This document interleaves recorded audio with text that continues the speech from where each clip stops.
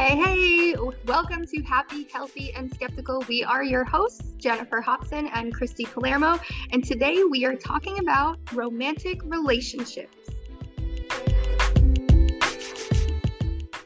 All right, so Christy, I am actually interested. I know a little bit about, your relationship and how it started, but kind of for this conversation, I would love for you to share, how did you meet and how long have you actually been married?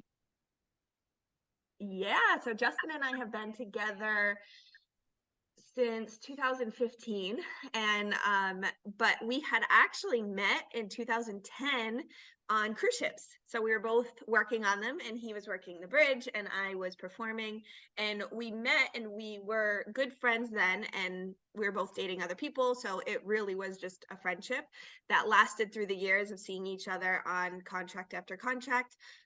And so it was just always that. And then in 2015, it had been a couple of years, but we reconnected, and it was kind of like instantly we both knew it. It was so bizarre because we hadn't had that relationship at all in the past. Yeah. And then it just was what it was, like right away. We both knew it. And I was on board for like 2 months, and it happened very quickly. And yeah, so we connected then, and then things just kind of very quickly happened from there, which was awesome because you never see it coming, and you hear about stories like that, Right. and it really happened like that for us. And then within a year we were engaged, and then we were married in 2017, so 2 years later, I guess. um, Wow. which was pretty quick. Yeah, so it's been a inc- And really now how, incredible journey with us right? too. And now Mhm. we're what, five years married? Or Yeah, almost so 6. now five and a half years married. Yeah. Okay. All right. That's awesome. And I love that you said, we were friends first, because I think there are a lot of relationships out there that at some point were a friendship, right? That changed into something, but it's crazy that your time apart and whatever you were experiencing in your life at the time, when you came back together, you were like, yep, this is it, right? Yeah. And it's funny because we talk about how if we had tried to date earlier when we Mm-hmm. probably weren't ready for the big, really, even though I always feel like I was looking for that person, but obviously we both had a lot of growing to do, that we feel like we would have messed it up how we tried to date earlier. It was Right. like We like it this, we wouldn't happened. have gotten this right at all. Yeah. So it happened when it was supposed to happen, when the timing was right. So it was pretty like intense and special all at the same time. That's kind of crazy. And what you said of, at the right time, it kind of sparked me in my thoughts of my relationship with Bo, of not that we knew each other much longer before we started dating. However, there were a lot of things and experiences in my life that would have gotten in the way, right? And I don't always say, it's love at first sight. I've never necessarily experienced that. I will say Bo and I had definitely been in long-term relationships, right? Kind of previous, right before we met. So we were kind of like the apprehensive of like, oh my God, I actually like this person, but I need to keep you at arm's length. Like this, I can't dive into another crazy relationship, right? Another thing that's going to end poorly or is going to challenge me. Because at the time for me, and it's similar to you being on the boat, but at the time for me, I had moved away from Rhode Island and had moved to New York, not knowing anyone, right? I literally moved out to Long Island and I had only been out there for an interview. So I did not know anyone, and my head was down and I had blinders on to build a career and take care of myself. Period. The end. I was not actually looking for anyone. I wanted nothing to do with a relationship. And it's interesting that you felt like you kind of were open to it. And big surprise, I'm the one that was like, stay away from me, don't talk to me. And it's funny for us to have such totally different, obviously, relationships and how Yeah, they start, but it's still, it like blindsides you, which that word tends to have a negative negative. Yeah. connotation to it, but blindside in a way that you just weren't expecting it Yeah. to happen when it did, which is usually what you hear. I mean, you hear that happen a lot, that it's some people have long relationships of getting to know somebody, but also sometimes it just comes out of nowhere when you're least expecting it. Right. Well, Um, and that's the thing is I think you can have relationships that take longer to develop, but it doesn't mean that you are expecting for that person to become a part of your life, maybe, or, meeting them, or maybe you already knew them, right? Like you said, in a past version and looking at them a little bit differently, right? If you, like you mhm. said, if you had looked at Justin in a romantic way the first time around, you're like, we probably would have messed it up. It wouldn't have happened. Yeah, it wouldn't have worked out then. Well, So let me when did you and Bo get married? So we've actually been married almost 9 years, right? I have to do the correct math. So we first met in 2008, right? Briefly met in 2008. And then it's kind of funny. I tell people this story. So I met him through a new mutual friend that I had met out in New York. And there was a little bit of a spark, right? And you're like, yep, blinders down. I'm focusing on me. And then the next time I saw him, I was actually at the gym. Again, blinders down, focusing on me. And the funny part is between first meeting him and then meeting him again, I had cut off 14 inches of my hair, right? So I looked a little different. That's not a small amount. Right? So if I had seen him before, he definitely wasn't, he was like a little confused as if I was the same person. It was like at the end of a workout, really extremely embarrassing, where our mutual friend like brought him over to reintroduce him. And I'm giving this guy the side eye, like, what are you doing to me? I'm red and sweaty. My hair looks like a cotton ball. Like, what are you doing to me right now? So that was the second impression of us. So that was actually early 2009. And like I said, we dated for a while. We took the slow boat to marriage, because I think for me there had been experiences in my past, even with my family, around divorce and thoughts around relationships and divorce, that it took me a little longer to be able to say, hey, I'm in this forever. And it's not that I didn't know I wanted it, but it was the decision of making it and saying like, yeah, we're going to do this. Like we had dated long distance for a year. And then when I say long distance, we were about 2.5 hours apart from each other. And then we moved in together. That's when we actually lived in Jersey for 5 years. And we were actually living in Jersey when we got married in Newport, which was in September of 2014. So yeah, so met in 2008, didn't marry until 2014, and going on 9 years in September. So it's been quite an experience. Oh, that's so beautiful. I love hearing different stories of different relationships and how they come to be. When I think I'm almost like, oh, we should have made Justin and Bo do a version of this to see what their perception is of our relationship, because I think it's, we always have our own versions and our own ideas of what happened, and maybe something different stuck out to them. They might not even think of the things where we're like, oh my God, that memory, like me being in the gym looking a hottie, sweaty mess, that will forever live in my head. Right. And I And actually he have to sees it totally different, right? well, and the other memory I have to share with you, and this is totally off context, but our first kiss was the most awkward interaction ever. Okay, this just goes back to, and we'll get into this, but I am the most like hugging. If you know me and you've tried to hug me, it's usually a one arm half pat on the back. Like we're not I'm really laughing embracing. because it's so true. There are few people I will embrace you in a full hug. So of course we had actually been invited, and now I'm saying when I used to go back out to nightclubs, right? We had been separately invited by a mutual friend out to a nightclub. Right. And we're laughing because Bo and I at the time we're in our 20s, and it was an 18 plus nightclub. Okay. So it was not really my jam, but I went, and at the end of the night, both sober, I went to say bye and do the awkward side of the face, like side of the face hug. And I turned my head wrong and planted face to face a kiss. I looked at him and went, okay, bye, and bolted out of the club. Just to be texted probably about 20 minutes later saying, wow, you move quick. And it's like one of those awkward, and I mean, I'm dating myself, but I just feel like it's like a friends moment where you're like, that was our first kiss? Really? Really? And like I said, it'd be interesting to see if he has the same memory around around that incident. But yeah, so our first kiss was Exactly. inadvertent, and here we are, how many years later? 14 years later, and apparently your first kiss can be an absolute accident and it will still be just fine. Right, because you were still meant to be no matter what. But I love that you're sharing that because I think a lot of people can relate to those awkward moments that still turned out great for the best. So But in the I moment, I'm literally the awkward turtle sometimes. I'm like, what? Why? Why do they let me out in public? Yes, awkward turtle. Well, it sparks the question for me, Christy, having had the different lengths in relationships, and we have known each other for a long time, so we've seen each other in other relationships. But when you look at your marriage now, what do you think is one thing you've taken from a past relationship and said, you know what? Nope, never again. I've learned from that and now I'm applying it to my marriage to make it better. that is such a good question and something I'm still learning, but we've been working through together too, is communication. I think that is huge, huge, huge, huge.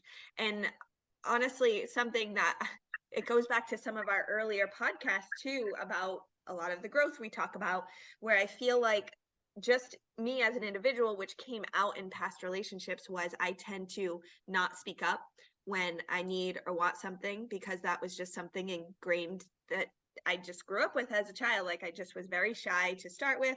And then I didn't speak up. So there was always, that would always come up as a thing for me over and over again, something I clearly needed to work on, that I needed to have a voice.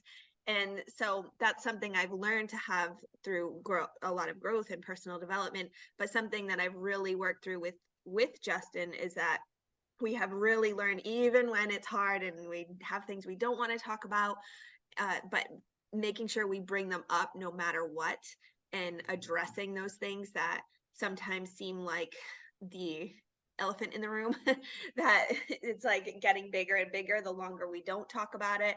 So finding that we have to just bring it up, especially when knowing when I'm uncomfortable is like, okay, I know I need to bring this up, or Yeah. something Well, that's because if bothering you me. don't, it ends up being, it's kind of like that emotion grows into a certain monster, right? Like if you don't communicate your feelings, well, now your feelings, A, don't feel validated because you're not feeling like you can share them. And sometimes they morph into this monster of resentment, right? Because you're assuming he should know how you feel or he should know what you need back. And I think those are the things where maybe a 5 to 10 minute really uncomfortable conversation can avoid the blow up, right? That's sometimes for I've seen both Bo and I have done that where you hold it in, you hold it in, you hold it in, or even just going through all the things and now you're stress ball. Well, the tiniest thing is what sets you off, and the other person is like, what the fuck just happened? Seriously, and actually, as you say that, the monster that grows out of it reminds me of a book that it's actually a children's book, and it's called There's No Such Thing as a Dragon by Jack Kent. And it's a children's book. And actually, Jordan Peterson, he's someone we both listen to his podcast. He's like just a very brilliant man. But one of his earlier lectures, there's like a video of him talking about this in one of his classrooms, and he's talking about this children's book, but it's about a dragon that grows and grows and grows, and the mom just keeps saying there's no such thing as dragons, there's no such thing as dragons, and it keeps growing and growing until it's like breaking out of the house. And it's not until the dragon, or the thing it's talking, the underlying message is the thing in, say, a relationship that you're not talking about, until it gets addressed, then does the dragon finally shrink down to size, and the mother finally admits like, oh, I always liked dragons, or something. Right. Like, I don't know, Well, and I whatever think it is. that's perfect. And I actually haven't read that book. I'd love to read that with Landon and Rome, but I think that's a perfect example because never, not just in a romantic relationship, but in any relationship in my life, has something been ignored and gone away or gotten smaller. Truth. It's it, right? It's not just a So romantic true. relationship. If you apply it to any relationship, you have a feeling, and I don't want to say just a valid feeling, because really all feelings should be validated by yourself, but you have to get it out or at least communicate it because there might be another perception, or maybe you took the wrong perception, or maybe you are feeling that way and you're not going to feel validated until you share it with someone, but never has it just disappeared because I ignored it. And that includes giving the silent treatment. Yes, I absolutely agree with that. And But yeah, I mean, it can become this huge monster or so, as you Mhm. had. I like that you brought up a kid's book because you know what I've learned as an adult, and again, this goes back to not putting blame on our parents, right? But knowing better and doing better. And what I want to do better is to show my sons, especially, how to communicate. Because I think in our culture, in our community, right, men don't know how to show their feelings or they're not emotional creatures or whatever. And it's like, yeah, but they should be able to communicate effectively, right? Effectively communicate how they're feeling, their wants, their needs, their frustrations. And I think as parents, we're not always going to do it perfectly, right? We're going to mess up. But if we're showing them that you can have a conversation and or maybe even not even have the same thought, right? You have different opinions on things, but you can still work through it and go, okay, so what are we going to do to move forward to pass this? How are we going to accept the differences in our opinions and how we operate to still have that open communication? And I think that's important. It's great that you brought up a kid's book because the more we model it, the more it will be normal for them. And they're not going to have to figure out how to Exactly. communicate as an adult because they've never seen it before. Exactly. And so when we're modeling that as both the mom and the dad, and, or I shouldn't say mom and dad because there's different families, but Right? Any um, parent. but any male, female in a child's life can show these things and teach these things to the kids, because the more they see it, the communication, the more they're able to express it themselves too. So I absolutely agree with you on that. Yeah. So now Well, for and you, Jen, yeah. switching over real quick, is what you had asked me the question. I'd love to hear for you too. What is something that you had maybe experienced in past relationships that has come through that has been really important for you in your marriage? So I think it's not just in actual my marriage and the romantic side of a relationship, but it's kind of everything in its boundaries, right? Mm. And kind of boundaries around communication. And for me specifically, it's how I allow someone to speak to me. And I think that's been really big because, and I worded it very specifically, it's how I allow them to speak to me because people are going to speak to you whatever way you allow them to. If you do not create a boundary or check someone's behavior, then they're going to think it's okay. And I've always done a lot of work and still do around the thought of, someone insinuating or even saying outright, maybe that I'm stupid. Right. And that's been a big thing for me, whether or not they intended to. But I think the biggest thing that I come back to is it's creating a boundary of what you will and not just about what they say about you, but what you will and won't accept as normal behavior. I think that's a great point to bring up, because you're right. That is something very important for obviously a romantic relationship, a marriage, something to Mhm. have boundaries for each other that you can understand and respect. But you're right. It absolutely goes into every other relationship that we're in. And it's so much learning about yourself and what those triggers are, as you mentioned, Yeah. for you being something, even if somebody's not intentionally meaning to say you're stupid or Yeah, whatever, yeah, yeah. but that could be a trigger for you. And until you speak up about it, like, the people in your life won't know that Mm. that's something that they even said. And also, I'm sure they would feel, many friends or anything would feel terrible for knowing that they made you feel that way.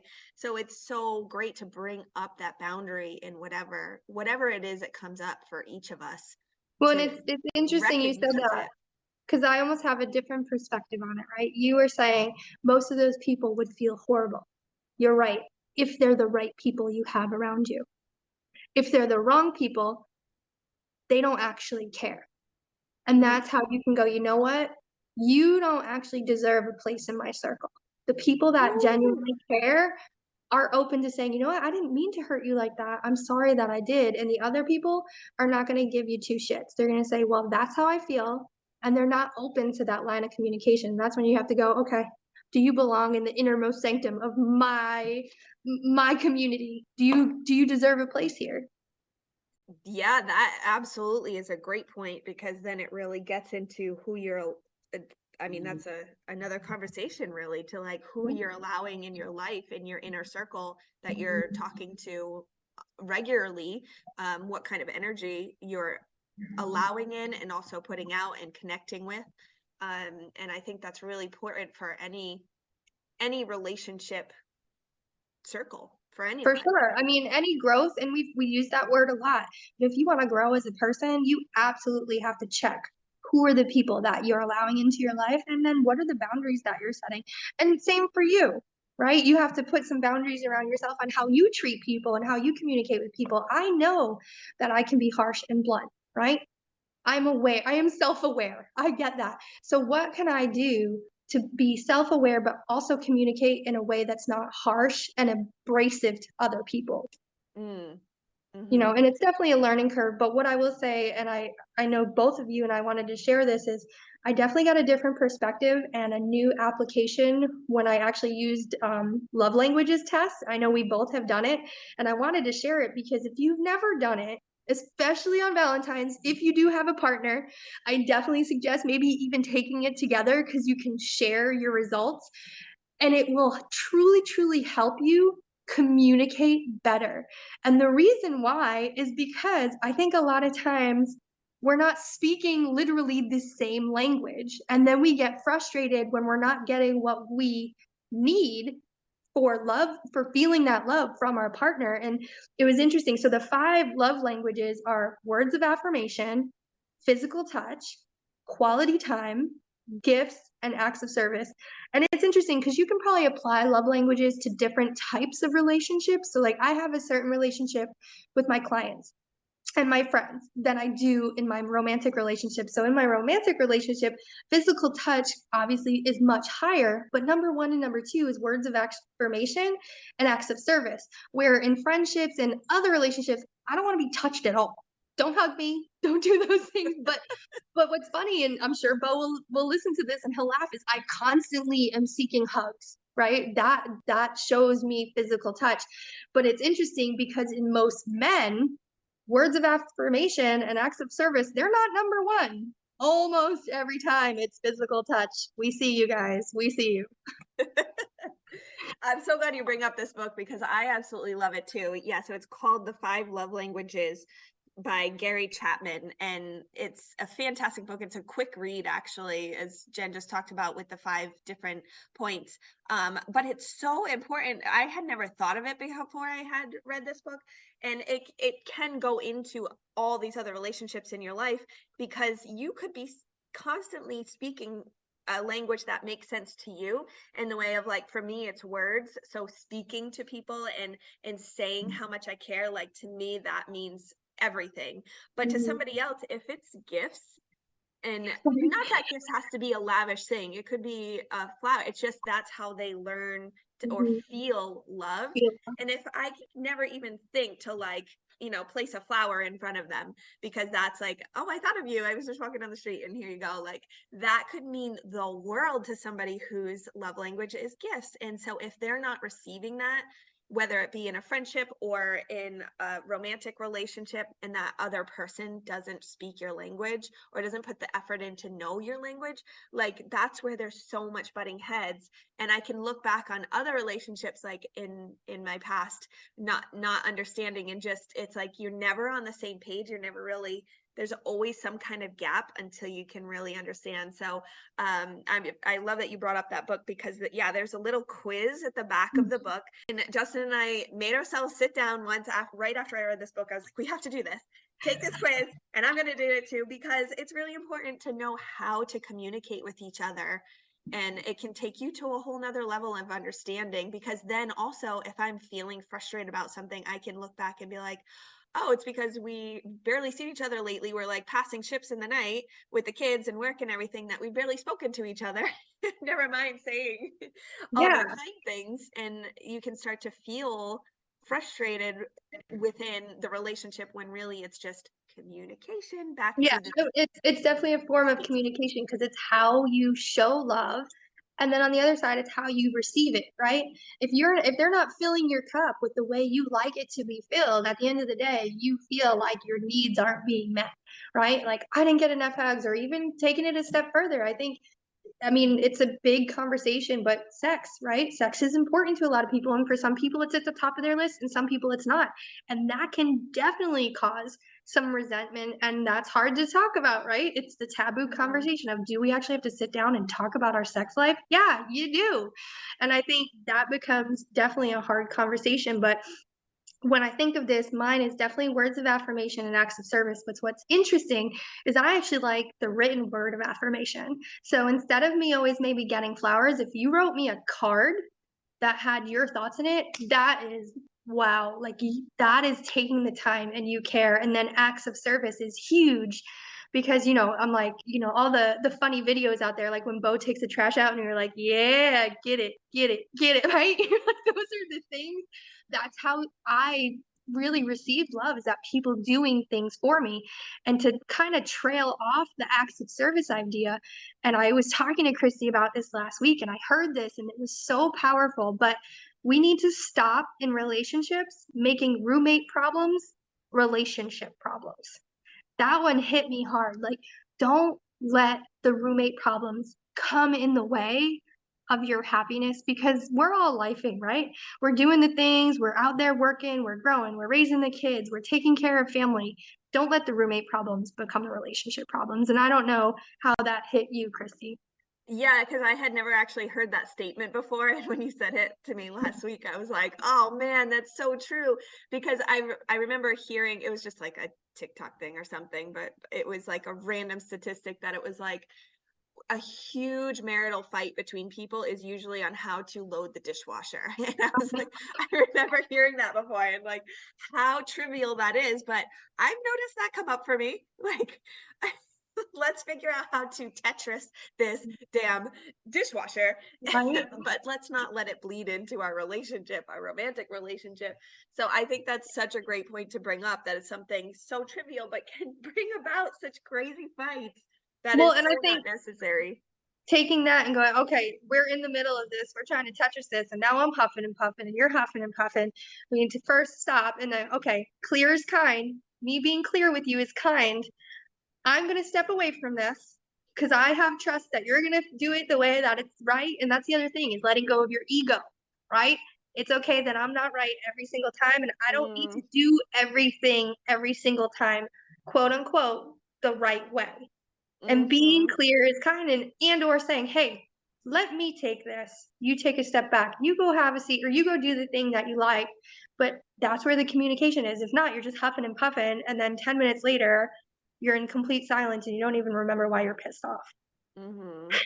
I love this. And it's so funny because as we do these episodes, these podcast episodes, we want it to be a free form conversation. So we never really know how it's going to go. But today really turned into a big thing about communication, which I think is really relevant to everybody in all of our relationships. So we will definitely have in the show notes for you guys what the different books we were talking about, and like that link to the love languages quiz, because I think we have found them so helpful in our Yeah, relationships, and so I'm sure you will too. absolutely. And as we wrap it up, the only thing, and we're going to kind of continue this conversation because I think Christy's going to like this one, but what I really suggest to you, what has helped me not only in my romantic relationship, but even with my kids, is when someone comes to you with something that's challenging, really asking them, would you like for me to listen, comfort you, or offer a solution? And the reason I share this is because my innate reaction is to go into solution mode. And what I have actually learned a lot, especially since raising kids, is not everyone's looking for a solution. Sometimes people just want to be heard. And if you're going into Valentine's Day or whatever event it is that you're looking to show love to someone in your relationship, offering that question, that's a way to show somebody you love them. Yes, because then it's really truly asking what they need in that moment and listening to it.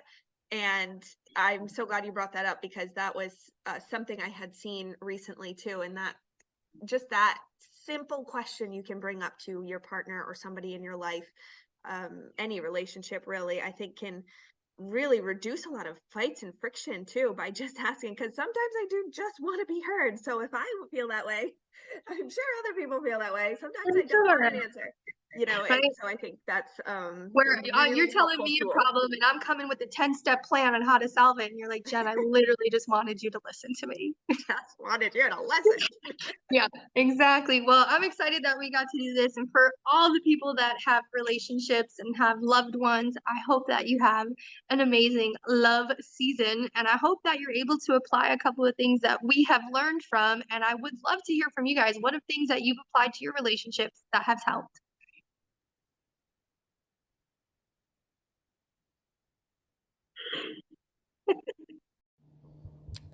Until next time, join the conversation and follow us on Instagram at Happy Healthy Skeptical.